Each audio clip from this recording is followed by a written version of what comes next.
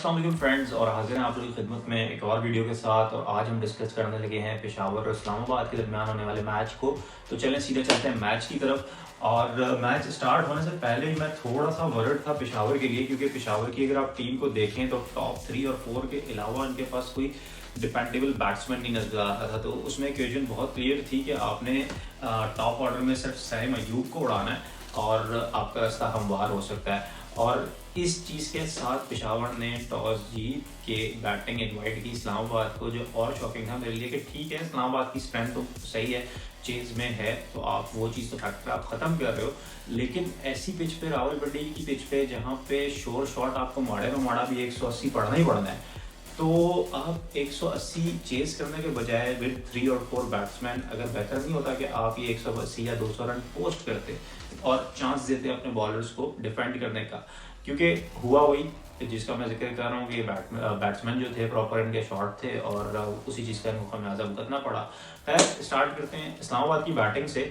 और यार साइम अयूब ने बॉलिंग तो बहुत इम्प्रूव की है, नो डाउट। मैं अभी भी इस हक में नहीं हूँ कि उसको इतने ओवर्स मिलने चाहिए नहीं मिलने चाहिए, या उससे बॉलिंग करानी चाहिए या नहीं करानी चाहिए, लेकिन वो अपने प्लान को बिल्कुल सही इम्प्लीमेंट कर रहा है और जो उसको मैनेजमेंट ने रोल दिया हुआ है उसको बिल्कुल सही प्ले कर रहा है नए बॉल के साथ। और दोनों ओपनर्स उड़ा दिए यार, हेल्स को और मुनरो को। तो यार हेड्स ऑफ। और सही है, एक स्किल्स आप में ग्रो करनी चाहिए हर प्लेयर को इस तरह के, ताकि उनकी यूटिलिटी और कंडीशन में भी हो सके। तो अच्छा था, अच्छा रोल है ये, और इस तरह सही है।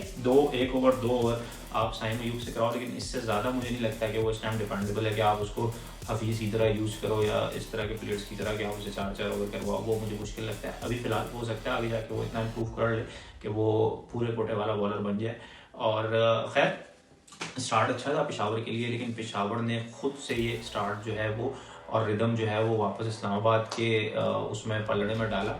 और आगा सलमान आए, उन्होंने अच्छी इनिंग्स खेली और यार ये भी बड़ा अच्छा परफॉर्म कर रहा है। मैं इससे कभी इतना नहीं एक्सपेक्ट करता था कि ये इतने स्ट्राइक रेट पे खेल सकता है। और शादाब ने आज एक बहुत ज़्यादा ज़बरदस्त इनिंग्स खेली है 80 रन की। और यही होता है जब शादाब स्कोर करता है तो बस उसका इम्पैक्ट ऐसा होता है कि वो आपको मैच जिता देता है। लेकिन क्योंकि ये इसी तरह का प्लेयर है, जिस दिन ये नहीं करेगा तो उस दिन ये ज़ीरो ही करेगा और उस दिन आप फंसोगे। बहरहाल खैर, लेकिन अभी तक जो है वो अच्छा नज़र आ रहा है, हर चीज़ जो है वो सही लग रही है। और जॉर्डन कॉस ने 26 रन किए, अच्छा साथ दिया शादाब का, और एंड में आके आज़म खान ने बहुत एक्सप्लोसिव इनिंग्स खेली और अच्छे शॉट्स खेले। अब इसमें थोड़ा सा रोल डिफाइन होता हुआ अब नज़र आ रहा है इस्लामाबाद की टीम में लोगों का कि इसने क्या करना है। तो आई गेस इसको इसी तरह रखना चाहिए और इसको अब टूर्नामेंट एंड होने तक इसी तरह ले जाना चाहिए कि सलमान नज़र आ रहा है कि वो वन डाउन खिलाना है, आपने वन डाउन परफॉर्म करता है, वो सॉलिड टेक्निक का बैट्समैन है, ठीक है, वेल एंड गुड है, आप उसको वन डाउन खिलाओ। शादाब चौथे नंबर पे खेल रहा है, आएगा ऑल आउट, वो जो है बिल्कुल अटैक करेगा, और चला तो वो चांद तक है, नहीं चला तो फिर वो शाम तक है। तो ठीक है, आपने एक बंदा ये भी डाल दिया और उसके बाद आपने शादाब को कवर रखने के लिए जॉर्डन कॉस को रखा हुआ है कि वो भी दोनों टाइप की इनिंग्स खेल सकता है, अच्छा बैट्समैन है। और उसके बाद आजम खान जो है वो फिनिशर वाला रोल प्ले करेगा। तो इस चीज़ को मेरा ख्याल कंटिन्यू करना चाहिए। और जहाँ रोल्स की बात हो रही है, मैं बार बार बोल रहा हूँ कि यार ठीक है आप जीत गए, लेकिन इसका ये मतलब बिल्कुल नहीं है कि आप अपनी खामियां दूर नहीं करो। अब इस टीम में मुझे फ़हीम अशरफ की फिटिंग होते हुए कहीं भी नहीं नज़र आ रही। तो या तो आपने इमाद वसीम को बेंच करना है या आपने फ़हीम अशरफ को बेंच करना है, ये आपके ऊपर है। आप स्पेशलिस्ट पे जाओ, बार बार मैं बोल रहा हूँ आप स्पेशलिस्ट पे जाओ।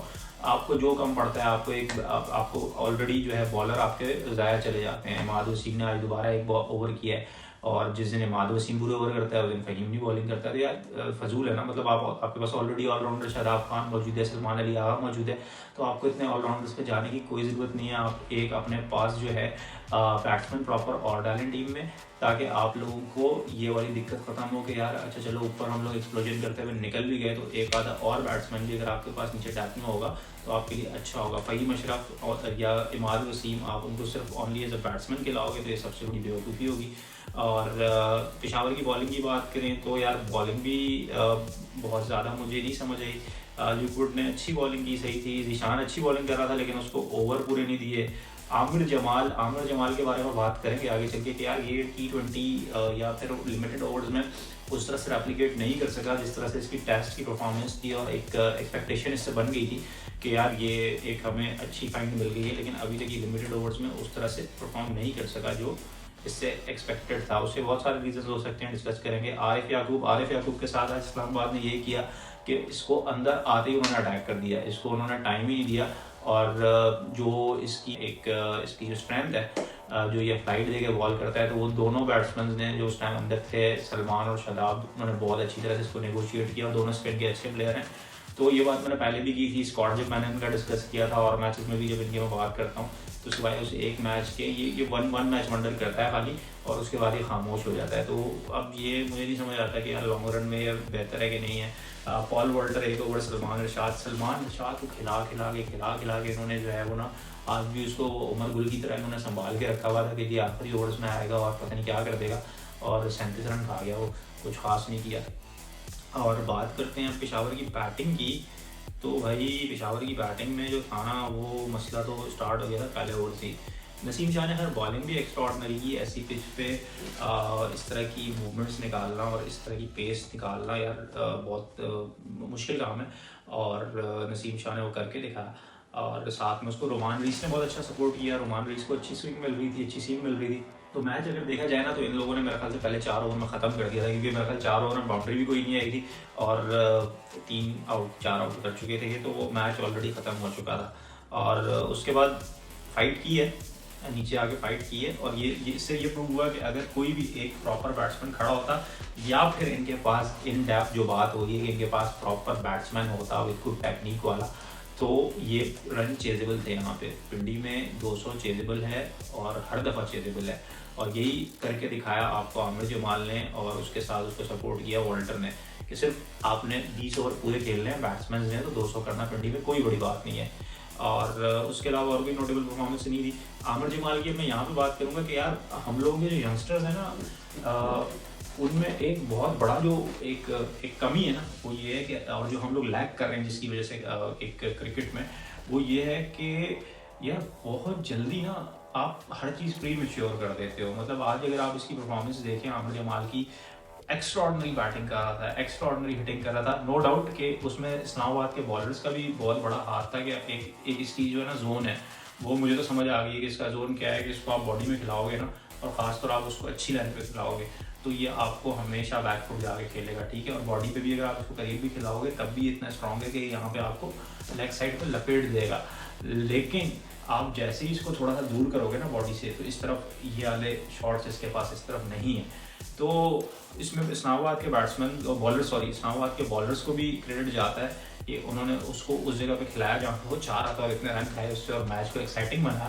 तो सही है, इतना अच्छा क्राउड आया हुआ था, तो ज़रूरी था कि लोगों को अच्छा मैच देखने को मिलता। लेकिन जो बात हो रही थी वो ये थी कि यार 50 करके इसने पता नहीं क्या यूं भाई ये क्या है सब कुछ मतलब यार आप मैच जिता दो ना, कोई ऐसा जो आज का मैच था ये जिता देते आप, तो उसके बाद आप ज़मीन पे लेट के सेलिब्रेशन करते, अच्छा लगता वो। लेकिन आपको 50 के अंदर ही बस आपकी जो है ना वो जो एक ख्वाहिश थी वो पूरी हो गई कि आपकी 50 हो गई, लोगों ने देख लिया कि भाई मुझे बेंच किया हुआ था और मैंने अंदर आके 50 कर दी, तो बस मेरा काम पूरा हो गया, मैंने अपने क्रिटिक्स को जवाब दे दिया। तो भाई इस माइंडसेट के साथ ना कभी भी आप अच्छे और लंबी क्रिकेट नहीं खेल सकोगे, और यही जो चीज़ है यही हमें हर्ट करती आती है हमेशा, क्योंकि ये जो है ना एक जो हंगर है वो बहुत छोटी रह गई है लड़कों के अंदर। आप इस चीज़ से ज़्यादा लगेंगे, बड़े से बड़ा बॉलर आप नसीम शाह का नाम ले लो, आप शाहीन का नाम ले लो, आप हारिस रूफ का नाम ले लो, ये इस टाइम मतलब हम लोगों के एक ऑन टॉप चीज़ें ना। तो लेकिन आप देखो एक अच्छी बॉल करके ये लंदन जाफरी की तरह अपना सर पीटना शुरू कर देते हैं, एक इनका कैच ड्रॉप हो जाए ज़मीन पे जाके पता नहीं वो लेट जाते हैं, हारिस रूफ अपने बाल नोचना शुरू हो जाता है, एक बाउंड्री उसको पड़ जाती है, एक एज निकल जाता है अगर उसको।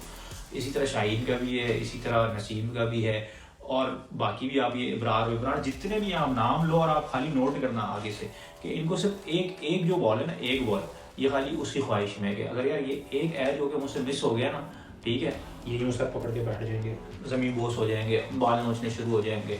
यही सेम गोस फॉर हमारे बैट्समैन कि वो एक उन्होंने 50 अगर गलती से कर ली तो इस तरह की वो छिचोरी हरकतें शुरू कर देंगे। तो यार हंगर जो है वो बहुत छोटा रह गया, ठीक है। आप अपना कम से कम इतना विजन तो रखो ना कि यार मैच जीतना है, उसके बाद मैंने सब कुछ करना है, वो अच्छा लगेगा ना। आपने मैच जीता है ना, आपकी इनिंग किसी काम की थी, आप एक लॉस्ट कॉज में आप टाइम पास कर रहे थे, मतलब आप वो दुम थे जो इज्जत बचा रही थी, तो आपने सिर्फ वो काम किया है।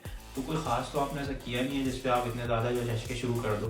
तो मैच जिताते 100 मारते तो समझ भी आती कि भाई ठीक है बनता है, और तब सब आपको अप्रिशिएट करते हैं। तो ये सारी चीज़ें जो हर्ट कर रही हैं पाकिस्तानी क्रिकेट को, और इसमें कसूर हम लोगों का भी है एज अ फैन, मेरा भी है, आपका भी है, हर किसी का है, कि हम एक मैच में एक इनिंग में इंसान को यहाँ से उठा के यहाँ बिठा देते हैं और एक इनिंग में हम उसको वापस यहाँ भी ले आते हैं। हमारे अंदर भी खुद एक कंसिस्टेंट लेवल की ना एक वो नहीं है, एक समझे आप क्या कहते हैं, हमारी नेचर में वो कंसिस्टेंसी ख़त्म हो चुकी है। और वही चीज़ ज़ाहिर है हमारी प्लेयर्स हैं वो भी हमारी कौम में रहते हैं, हमारे साथ ही रहते हैं, तो उनके अंदर भी ख़त्म हो गई है, तो कुछ शिकायत बनती नहीं है। दूसरी बात, मैंने उसकी मुल्तान और कराची की वीडियो बनाई नहीं थी, तो उसकी भी एक मिनट में बात कर लेते हैं कि उसमें कुछ कहने जैसा था ही नहीं यार। कराची जो है वो नीचे से नीचे जा रहा है और सेम से सेम गलतियां दोहराया जा रहा है, और मुल्तान ऊपर से ऊपर जा रहा है, वो सेम कंडीशन जो हैं वो अपनी उनकी सेट हुई जा रही हैं। तो कराची ने again bad captaincy, bad team selection और जो आप कह सकते हो उन्होंने वो गलतियाँ की हैं अगेन, जो करते आ रहे थे, जो पिछले वीडियोस में हम डिस्कस करते आ रहे हैं, दोबारा करके फ़ायदा नहीं है। और मुल्तान ने वही सारी चीज़ें अच्छी दोहराई जो वो हमेशा से करते आ रहे हैं, और उस्मान ने एक और इनिंग्स खेली, मज़ा आया देख के। और कराची की अच्छा दूसरी बात जो मैं कर रहा था कि भाई जो अब ये कौम क्या हमारी नहीं है, जो पिंडी स्टेडियम में मंडे वाले दिन इतना हाउसफुल करके बैठी हुई थी, क्या ये कौम हमारी नहीं है? इसका क्या जवाब है? देखें, मैं इस चीज़ के बिल्कुल खिलाफ नहीं हूँ, मैं भी उस कॉज को सपोर्ट करता हूँ और हर चीज़ को सपोर्ट करता हूँ, बीइंग मुस्लिम कि मुसलमानों के साथ जुल्म है और ईच एंड एवरीथिंग, हर चीज़ मैं मानता हूँ। लेकिन यार मैं इस हिपोक्रेसी को नहीं मानता भाई, कि आप लोग पहले अपना माइंड तो सेट करो कि आपने जी कि एक ब्रांड को जो है वो आपने वो करना है, बाइकआउट करना है क्योंकि वो यहूदी ब्रांड है या यहूदी सपोर्टिंग ब्रांड है, और उसको आपने अपनी जो दुख का इजहार करना है वो फेसबुक पे आके करना है, जो एक यहूदी की बनाई हुई वेबसाइट है। यार मैं इस हिपोक्रेसी को नहीं मानता ना। अगर आपने बैन करना है या बाइकआउट करना है तो आपने ईच एंड एवरीथिंग करना है, या आपने अपनी मर्जी की मुसलमानी नहीं रखनी कि यार ये चीज़ मुझे पसंद है तो मैं कर रहा हूँ, ये चीज़ मुझे नहीं पसंद है तो मैं नहीं कर रहा हूँ। ऐसा कुछ नहीं है हमारे मज़हब में ना, इस्लाम में। इसमें खैर डिटेल में मैं नहीं जाना चाहता, लेकिन मेरा पॉइंट शायद आप लोग समझ रहे होंगे और आप लोग समझना चाहिए कि यार या तो करो और पूरा करो या तो नहीं करो। अब इसका मुझे पता ये भी आएगा कि जी लिख के जहाद कर लो तो ऐसे कर लो तो वैसे कर लो, ऐसा कुछ नहीं है भाई। आप लोग सिर्फ ये कीबोर्ड वॉरियर ही रह सकते हो, ठीक है, या हम लोग भी, इवन मैं खुद भी, आप यहाँ ना अपनी गली में भी निकल के प्रोटेस्ट नहीं कर सकते हो किसी भी चीज़ में जो आपको बुरी लग रही हो या अच्छी लग रही हो। अपनी गली में अपने दरवाजे के सामने बैठ के भी ना आप एक दिन प्रोटेस्ट नहीं कर सकते हो। तो भाई ये सारी बातें जो फजूल है, उन कॉन्स्पिरेसीज में नहीं पढ़ना चाहिए जिनकी हमें नॉलेज नहीं है, जो हमारे से ऊपर की चीज़ें या जिनमें हमारा काम नहीं है। अपने काम से काम रखो, पहले अपने काम सही कर लो, फिर दूसरी नेशंस और दूसरे ममालिक और दूसरी चीज़ों को भी सही कर लेना। पहले अपनी नेशन सही कर लो, अपने मामला सही कर लो, अपने ब्रांड सही कर लो, और इस लेवल पे आ जाओ कि किसी को आंखों में आंखें डाल के बता सको कि नहीं यार तुम गलत कर रहे हो, ठीक है। तो मेरा जो पर्सपेक्टिव है वो सिर्फ ये है। बहरहाल बाकी जिसको जो दिल करता है करे। कराची के लोगों की मैचेस में ना आने की वजह ऐसी कोई नहीं थी, किसी किस्म का कोई बाइकआउट नहीं था। कराची का ट्रेंड काफ़ी पहले से बन चुका है, जिसमें सबसे बड़ा रीज़न कराची के आसपास ही कंस्ट्रक्शन है, लोग पहुंच नहीं पाते, और कराची के स्टेडियम में मौजूद इंटरनल जो इश्यूज़ हैं सिर्फ वो हैं जो कराची में लोगों को आने से रोकते हैं। तो खैर सारी बातें एक तरफ, और हमें चाहिए हम लोग क्रिकेट करें, अपनी क्रिकेट को सपोर्ट करें, अपने क्रिकेटर्स को सपोर्ट करें। पिंडी का क्राउड देख के मुझे बहुत मज़ा आया, लाहौर का क्राउड देख के मुझे बहुत मज़ा आया, मुल्तान का क्राउड देख के मुझे बहुत मज़ा आया, और मैं चाहता हूँ कराची में भी ऐसा ही क्राउड आए और उनको उस तरह की फैसिलिटीज़ मिलें जो पंजाब में लोगों को मिल रही हैं।